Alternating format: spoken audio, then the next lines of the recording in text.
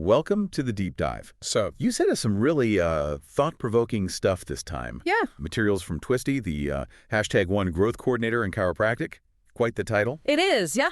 We're going to be digging into The Devil You Need, a 7-step guide to finding your fire again, and also a pretty punchy Easter email that came along with it. Right. You were intrigued, and honestly, so were we. Absolutely. I think what immediately grabbed me about these resources is this very direct, almost, no-nonsense approach to getting your motivation back, your mojo. Yeah. It's definitely not the usual kind of fluffy self-help advice we often see. Right. So our mission here in this deep dive is to really unpack this perspective on reigniting your drive, especially if you're feeling, what is blah, you know? Bored, tired, maybe feeling a bit untethered, like something's missing. Exactly, because one of the first things these resources do, right off the bat, is challenge that feeling we often label as burnout. Yeah, they push back on that. They actually suggest it might be something else entirely. Okay, so let's get into this. What's the core idea? Why might we feel this way if it's not just simple burnout? Well, the central idea here, the insight, is that what feels like that crushing exhaustion, burnout, it might actually be coming from a lack of real engagement. Okay. Maybe even just plain boredom or feeling disconnected from something that truly means something to you. The source puts it very plainly. You're not burned out. You're bored. You're not tired. You're untethered. Well, okay. Direct. Yeah. So the takeaway is that the fix isn't necessarily, more traditional self-care like a spa day or something. Right, not just breathing exercises. Exactly. Yeah. But it's about reconnecting with what really drives you at a much deeper level. Which takes us straight into this really fascinating and, let's be honest, a bit edgy concept they bring up. Using rage as a compass. Yeah. And purpose as payback. I mean, that's definitely not the language you usually hear around motivation. No, it isn't. And what's interesting is this idea of tapping into those, traditionally negative emotions, specifically anger or frustration, but not to wallow in them. Right. Instead, using them as a powerful signal, an indicator of what truly matters to you deep down. Okay. The idea is these feelings can actually point us towards injustices we care about, maybe things we feel really compelled to fight against. And this purpose as payback idea, it suggests a really deep-seated kind of motivation, one that's maybe rooted in past grievances or a genuine desire to, right a wrong. So taking something negative and flipping it. Exactly. Taking that past hurt and actually using it as fuel for what you do next. Okay, so let's look at the guide, The Devil You Need. Step 1 is called The Truth That Won't Die. This asks you, the listener, to think about what keeps nagging at you. What's the insight here? So the core idea isn't about dredging up old trauma for its own sake. It's about identifying those persistent, unresolved things that are clearly sort of signaling where your purpose might lie. This step is about recognizing those recurring thoughts, maybe that unfinished business, or even that version of yourself you feel needs vindication. Oh. And as the guide explicitly says, this isn't trauma dumping. This is pattern recognition. Pattern recognition. I like that. Yeah. It's about noticing what keeps surfacing for you, what feels incomplete or unresolved. That potentially is your devil, that powerful motivator trying to get your attention. So the listener should ask, what resonates there? Yeah. What's that persistent, haunting truth for me? What keeps coming back? Exactly. And then step 2, it really cranks things up a notch. Who hurt you and why it still matters? Okay. This idea of a villain becoming fuel. That sounds pretty intense. Is there a risk there, like just getting stuck being bitter? Yeah, that's what I was thinking. It does sound intense, for sure, but the principle underneath it isn't really about staying stuck in resentment. It's more about identifying those specific past negative experiences. Maybe it was someone who underestimated you, or lied to you, or took advantage somehow. The point is to recognize how those experiences shaped you, and importantly, how they clarified what you don't want. The clarity. Yes. What you want to prove wrong or prevent from happening again. The guide actually says your enemy gave you a gift. Clarity. A gift. Interesting framing. Yeah. It's about using that clarity as the motivator. Who or what was it that fueled your initial desire to do better or be different? That's the key insight. Not the lingering hurt itself necessarily, but the clarity it brought. Okay, that makes more sense. Then step 3 takes that even further. Your devil's name is purpose. So now anger isn't just a clue. It can actually be the purpose itself. That's sort of the core of this whole pretty unconventional approach, isn't it? Yeah. The guide suggests that anger, if you really look at it closely, can reveal your underlying purpose. It asks some really direct, quite probing questions. Like what? Like, what do you refuse to let others go through? What breaks your heart and pisses you off? What lie do you wake up every day trying to replace with truth? Wow. Those are powerful. They are, and they're designed to tap into that raw, almost visceral sense of what truly matters to you, the things you feel absolutely compelled to fight for or maybe fight against. So it reframes anger. It's not just destructive, it's indicative. Exactly. It reframes it as a potential indicator of your deepest values and motivations. And from that place, we move to step 4, build your war cry. This sounds like creating a personal mantra, something really potent. What's the goal here? Precisely. The war cry acts as this personal resurrection spell, as they call it. Resurrection spell. Yeah, a really powerful statement that captures your core driving force, the thing that gets you moving. The examples they give are very direct. Can you give one? Sure, like, I help so they never have to experience like I did. Or, I rise so never wins. Another one is, I don't stop because is watching and hoping I do. Okay, so very focused on that enemy or that past hurt. Yeah, it's about crystallizing that raw motivation from the previous steps into a short, impactful statement you can actually use to, well, reignite your fire whenever you feel it fading. So the listeners should think, what's my version of that? Yeah. What statement really taps into that need to rise up or push back? Exactly. Then step 5 is interesting. Keep your edge. This one talks about holding on to proof of past challenges. Yeah, that feels counterintuitive, doesn't it? So much advice is about letting go of the past. It does. But the thinking here is that remembering those past struggles, maybe remembering those who doubted you, can actually be a powerful antidote to getting complacent. Ah, okay. Avoiding complacency. Right.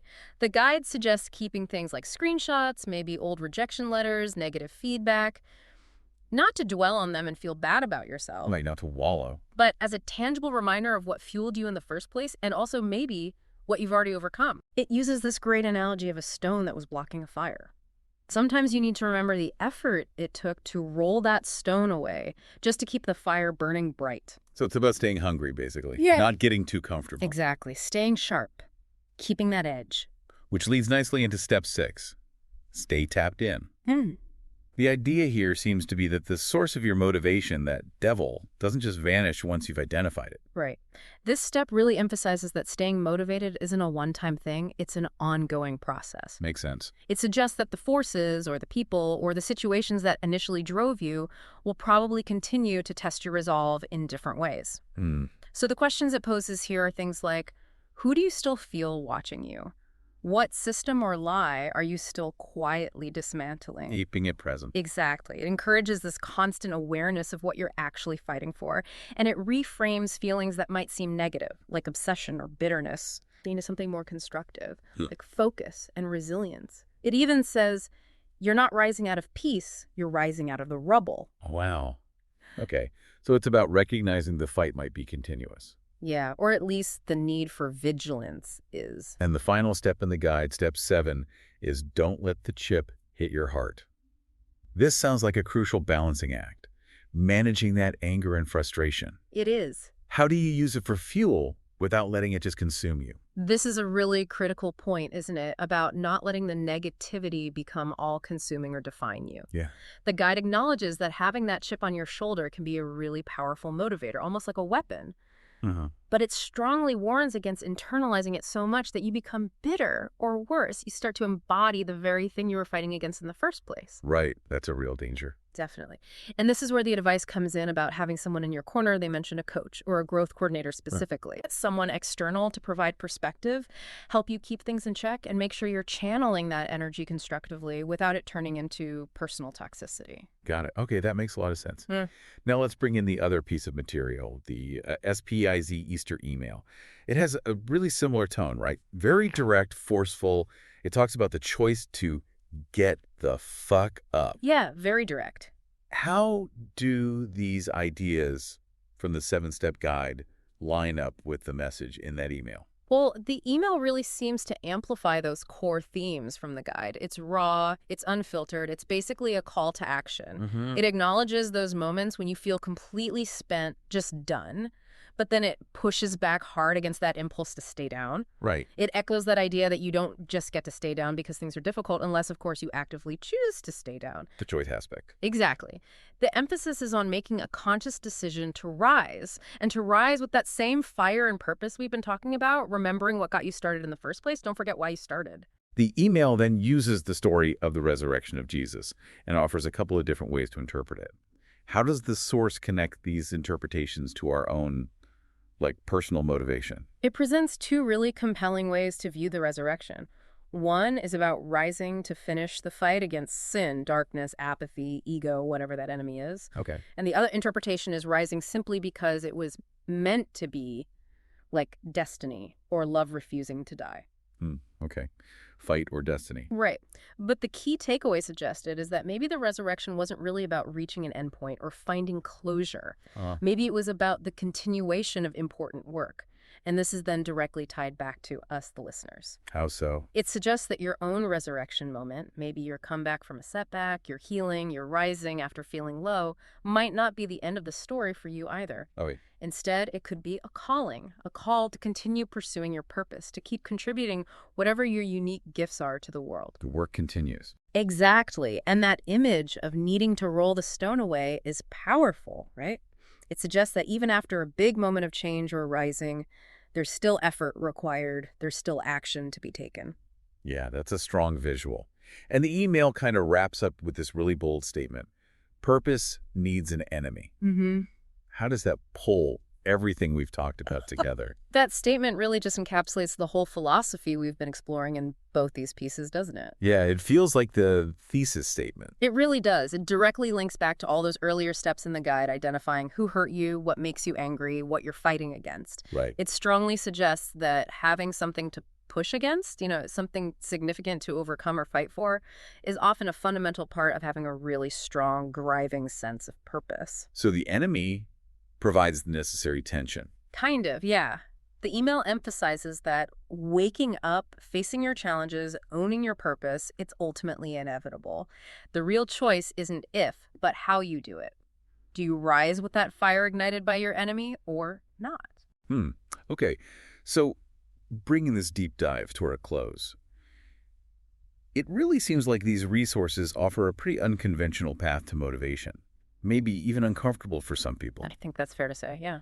It's much less about, positive affirmations and visualizing success. Right. And much more about really digging into those raw, perhaps negative feelings, the frustration, the anger, and actually using them as fuel to drive you forward. Exactly. It's about acknowledging that past hurts, those feelings of unfinished business, they can be incredibly powerful catalysts for renewed action. Instead of suppressing them. Right. Instead of trying to suppress them or ignore them, this approach encourages you to really examine them, understand where they're coming from, and then consciously channel that energy into achieving what's truly important to you. It's a perspective that suggests your resurrection, coming back from feeling lost or unmotivated, might actually be about getting back into the arena and continuing the fight, whatever that means for you. So, for you, the listener, maybe really think about this devil you need in your own life.